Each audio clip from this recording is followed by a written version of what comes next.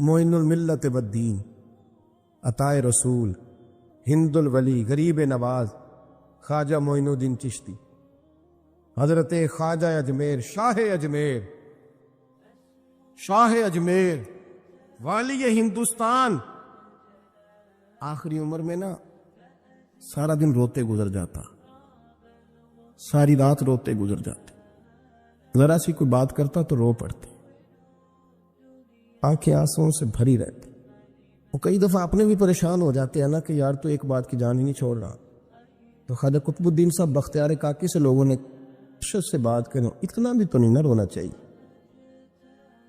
ہر وقت اس کے آنسو کی کریے، عاشق دا کام ہی رونا تونا، تبھی نہ روئو نہیں منظوری۔ ہر وقت رونے کا کیا مطلب ہے؟ تو خواجہ قطب صاحب کہتے ہیں میں قریب گیا تو میں نے پیر دبائے، میں نے کہا سونیا لوگ تو کچھ بھی نہیں کرتے، تو نے تو کمال کر دی، 90 لاکھ آدمی مسلمان کر دیا، دنیا کچھ نہیں کرتی، تو نے 50 سال ساری رات مصلے پہ بیٹھ کے رب راضی کیا، تو شہزادہ تھا، حضور کی اولاد تھا، لیکن معین الدین تیرا ایک پلاٹ بھی نہیں، تو نے طالب علم پالے، انہیں غریبوں کو دیا، تو نے نوازا، کوئی شے نہیں تیرے پاس، ہر چیز تو نے، ساری رات روتے ہو، سارا دن روتے ہو۔ خواجہ قطب الدین صاحب کہتے ہیں میں نے جب عرض کیا تو خواجہ صاحب مجھے گلے لگا لی، چیخ مار کے روئے، کہنے لے قطب الدین پتر داڑھی سفید ہو گئی، جانے کا وقت آ گیا، جو تو نے نیکیاں گنوائی ہیں وہ ہیں صحیح میرے پاس، پر یار کی بارگاہ میں پیش کرنے کے قابل ایک بھی نہیں، تو بارگاہ تو دیکھ کتنی بڑی ہے، رسول کریم کی بارگاہ میں پیش کرنے کے قابل ان میں سے ایک بھی نہیں، تو آستانہ دیکھ کتنا بڑا ہے، کیا پیش کروں گا، کیا عرض کروں گا حضور کی بارگاہ میں، کس طرح؟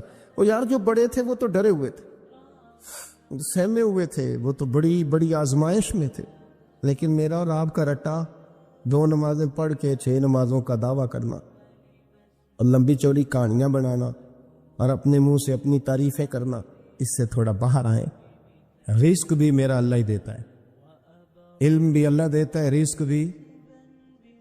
حضرت سیدنا امام اعظم ابو حنیفہ رحمۃ اللہ تعالی علیہ کے ساتھ ایک شخص کہتا میں نے نماز پڑھی، تو عشاء کی نماز تھی، یہ جو لوگ بڑے ہوتے ہیں نا، جن کے پیار کرنے والے بڑے ہوتے ہیں، ان کے گرد خوف بھی بڑا ہی ہوتا ہے، انہیں بڑا ڈر لگتا ہے، بڑی بعض اوقات آزمائش ہوتی ہے۔ عشاء کی نماز کہتے پڑھی تو امام صاحب نے نا عشاء کی نماز میں تلاوت کی آیتیں فَمَن يَعْمَلْ مِثْقَالَ ذَرَّةٍ خَيْرًا يَرَهُ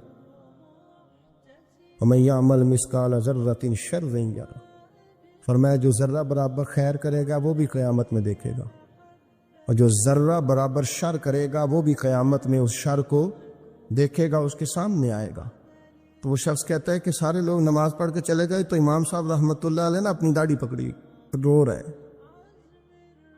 کہتے ہیں وہ ذرہ برابر نیکی کا بدلہ دینے والے، وہ ذرہ برابر شر پہ سزا دینے والے، میری سفید داڑھی کو دیکھ مالک، میرے ذرے ذرے سامنے نہ لانا، لوگ تو میری بڑی قدر کرتے ہیں دنیا، میں تو بڑا پہچانا جاتا ہوں، لوگ تو میری راہوں میں پھول لیے کھڑے ہوتے ہیں، مجھے بڑا نوازتے ہیں، قیامت میں رسوا نہ کر دینا، میرے لیے مشکل ہو جائے گی۔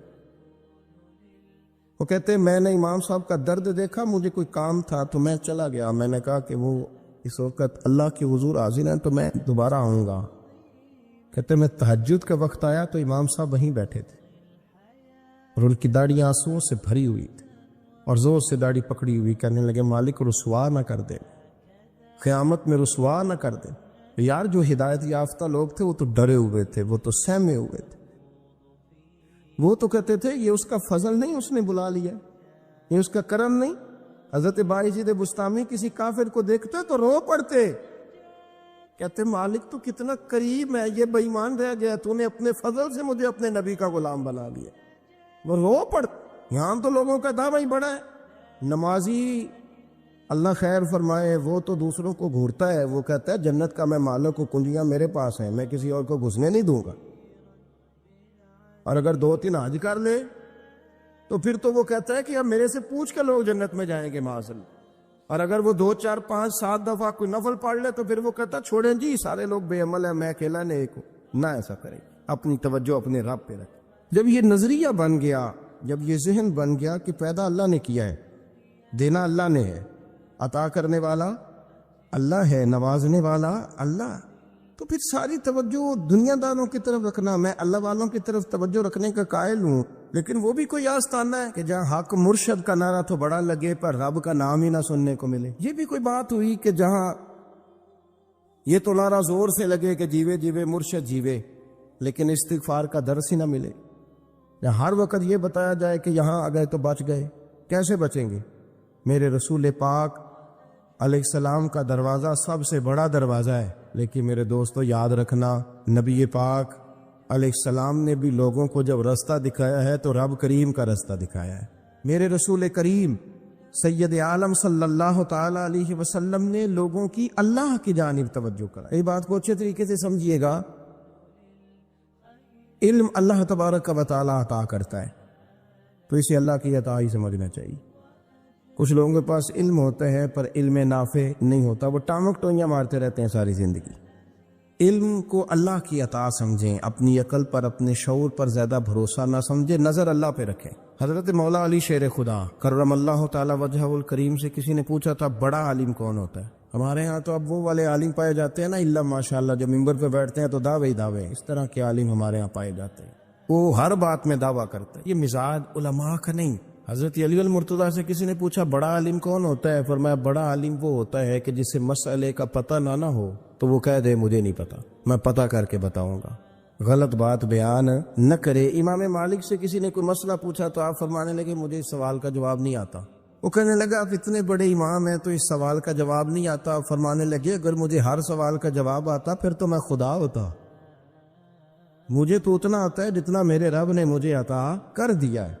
اپنی نظر اللہ پہ رکھیں، نکل آئیں اس معمے سے باہر کہ میں کوئی بلا ہوں، مجھے بڑا پتہ ہے، میرے پاس 6 ڈگریاں ہیں، مجھے 10 جگہ پہ تدریس کا شغف حاصل ہے، اس سے نکلیں باہر۔ قرآن مجید دیکھیے گا، اللہ تعالیٰ نے ارادہ قدرت فرمایا کہ میں حضرت آدم کو بناؤں گا، پھر بنانے کے بعد فرمایا فرشتوں سجدہ کرو آدم کو، سب نے سجدہ کیا الا ابلیس ابا واستکبر وکان من الکافرین، سوائے ابلیس کے، اس نے انکار بھی کیا اور تکبر بھی کیا اور کافروں میں سے ہو گیا۔ تو یہ جب اللہ تعالیٰ نے سجدہ کرایا تو کیسے کرایا؟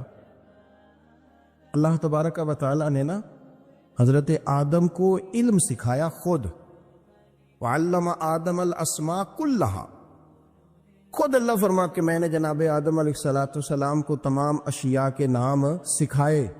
تو وہ چیزیں پھر میں نے نا، اللہ فرماتے ہیں میں نے فرشتوں پہ پیش کی، میں نے کہا کہ بتاؤ ان کے نام کیا ہے، تو فرشتوں نے جو جواب دیا وہ سمجھنے والا ہے۔ اللہ نے چونکہ خود علم سکھایا تھا حضرت آدم کو، لیکن فرشتوں کو نہیں سکھایا تھا، تو اللہ کریم نے فرمایا فرشتوں اب یہ بتاؤ ان چیزوں کے نام کیا ہیں۔ تو فرشتے کیا کہتے ہیں؟ فرشتے عرض کرتے ہیں قالوا سبحانک لا علم لنا۔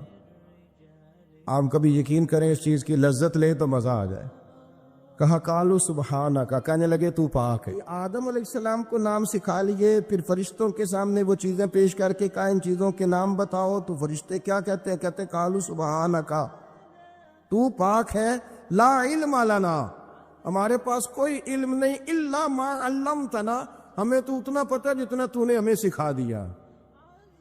اور یہ کیوں تو نے ہمیں جتنا سکھایا اتنا پتہ ہے؟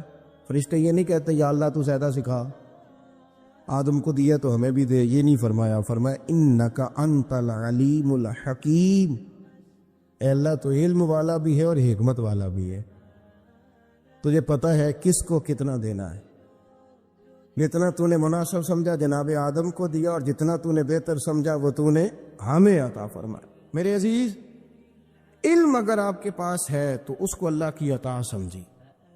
ہمارے ہاں بہت سارے لوگ بن کے بیٹھ جاتے ہیں، میں اکثر کہتا ہوں کہ پھر وہ دعوے کرتے ہیں میرے علاقے والے جاہل ہیں، میرے شہر والے جاہل ہیں، میرے خاندان والے پڑھے نہیں۔ یہ آپ کا دعویٰ ہے، یہ آپ کو خراب کر دے گا۔ ہم نے بہت سارے ایسے لوگ دیکھے جو بہت بڑے عالم تھے، لیکن اللہ جب لینے پہ آیا تو عقل ہی لے گیا، شعور ہی چلا گیا، حافظے ختم ہو گئے۔ آپ دیکھتے ہیں بڑھاپے میں کچھ لوگ ایسے ہوتے ہیں کہ جن کو یہ بھی یاد نہیں رہتا کہ میرا نام کیا ہے، میں کہاں ہوں، مجھے کدھر جانا ہے۔ اس وقت سے اللہ کی پناہ مانگیں اور اپنی نظر اپنے رب کریم کی جانب رکھیں۔ علم کے بعد ایک چیز آتی ہے جس کا نام ہے ہدایت، جس کا نام ہے تقوی، جس کا نام ہے پرہیزگاری، جس کا نام ہے عمل، عبادت، ریاضت۔ یہ بھی اسی وقت ہی نصیب ہوتی ہے جب میرا رب کریم نصیب فرما دیتا ہے۔ ہم نے نا نیکی کا اپنا اپنا سٹیٹس بنا لیا ہے، اپنا اپنا معیار بنا لیا ہے۔ کچھ لوگ کہتے ہیں کہ جناب مسجد میں سیمٹ کا توڑا دینے سے بہتر ہے کسی غریب کو آٹے کا تھیلا دے دو۔ اب اس نے اپنا مزاج بنا لیا نا نیکی کا، اس نے اپنا سٹیٹس بنا لیا۔ میرا یہ سوال ہے کہ نبی پاک صلی اللہ تعالی علیہ وسلم جب مدینہ شریف آئے تھے تو حضور نے سب سے پہلے غریبوں میں آٹا تقسیم کیا تھا کہ سب سے پہلے مسجد بنائی تھی؟ کیا عجیب لوگوں کا رنگ ہے، اپنی مرضی کی ہدایت، اپنی مرضی کا تقوی، اپنی مرضی کا معیار۔ مسجد کوئی بڑا چھوٹا خطیب بھی میری طرح کا ہو نا تو وہ مسجد میں بیٹھ کے جب نبی پاک کی بات کرتا ہے تو کہتا ہے میرے رسول پاک غریبوں کا سہارا بن کے آئے۔ وہ غریبوں کی بات کرتا ہے، مسکینوں کی، لاچاروں کی، کمزوروں کی بات۔ تو مسجد ہی تو وہ ادارہ ہے جہاں سے غریبوں کی بات ہو رہی۔ تو اب لوگوں نے غریب کو اور مسجد کو لڑانا شروع کر دیا، اس کو لڑاؤ کہ مسجد میں پیسے دینے سے بہتر ہے آپ غریب کو آٹے کا تھیلا دے دیں۔ آپ یہ کیوں نہیں کہتے کہ مسجد میں بھی آپ تھوڑا دیں ایک سیمٹ کا اور ساتھ غریب کو بھی خدمت کریں؟ یہ کیوں نہیں تقویٰ؟ اپنی اپنی مرضی کا مزاج، اپنی اپنی۔ کچھ لوگ کہتے ہیں چھوڑو جی، ساری زندگی انسان نماز پڑھتا رہے اور پھر گالیاں بھی دیتا رہے، بندہ داڑھی بھی رکھ لے اور جھوٹ بولنا بھی نہ چھوڑے۔ تو یہ آپ نے اپنے پاس سے تقوی کا معیار بنایا۔ گالی دینے کا گناہ ہے اور داڑھی رکھنے کا ثواب ہے۔ تو اگر آپ داڑھی رکھے ہوئے ہیں اور آپ کوئی غلطی کر رہے ہیں تو اس سے آپ کی داڑھی کا ثواب ختم ہے۔ آپ کوئی غلطی کر رہے ہیں، داڑھی کا ثواب اس سے ختم ہے، وہ اپنی جگہ پہ قائم ہے چیز۔ اپنی مرضی کا کیوں تقوی کا معیار بناتے ہیں؟ تقوی کا مزاج اپنی مرضی کا نہ بناؤ۔ اللہ کی بارگاہ سے دعا مانگو کہ یا اللہ ہمیں ہدایت کا نور عطا فرما۔ انسان نہ سینے میں دل رکھتا ہے تو دل دھڑکتا ہے، تو کسی نہ کسی چاہت میں دھڑکتا ہے۔ وہ کسی نے کہا تھا کہ درد اگرچہ جان گزل ہے، کیا کرو دل ہے۔ غم عشق کا در نہ ہوتا تو غم روزگار ہوتا۔ چلو عشق کا غم نہ صحیح، روزی روٹی کا ہی صحیح، دل میں غم ضرور رہتا ہے۔ کوئی نہ کوئی طلب انسان کی طبیعت میں، دل میں چاہت ہمیشہ موجود رہتی ہے۔ کچھ لوگ اس بات کو مانتے ہیں، کچھ نہیں مانتے۔ کچھ لوگ شہرت سے پیار کرتے ہیں، ماننے کو تیار نہیں ہوتے۔ کہہ دیا جائے نا کہ میں وہاں بھی گیا تھا، لوگ آپ کا ذکر کر رہے تھے، تو ان کا دل ٹھنڈا ہو جاتا ہے۔ کچھ لوگ تعریف سے محبت کرتے ہیں، اللہ معاف کرے جب تک کوئی دو چار لوگ خوش آمد نہ کریں ان کی طبیعت ٹھیک ہی نہیں رہتی ہے۔ کچھ لوگ اللہ ماشاءاللہ پیسوں سے پیار کرتے ہیں، پیسے نہ ہو تو بیمار بیمار سے لگتے ہیں، اور جیب بھری ہو تو صحت بھی ان کی۔ ہم مختلف چاہتوں، مختلف محبتوں میں گرفتار ہوتے ہیں۔ بعض محبتیں بڑا نقصان کرتی ہیں، انسان کے باطن کو اجاڑ دیتی، اس کی روح کو میلا کچیلا کر دیتی، اس کے روحانی مسائل میں نہایت نقصان دہ ثابت ہوتی ہیں۔ نبی پاک صلی اللہ تعالی علیہ وسلم کی حدیث، اس پر نبی پاک علیہ السلام نے فرمایا دنیا کی محبت یعنی ہرس کے ساتھ ہو، لالچ کے ساتھ ہو، جائز ناجائز کی پرواہ کے بغیر ہو، دنیا کی محبت، مال دنیا کی محبت، حضور فرماتے ہیں یہ ہر برائی کی جڑ ہے۔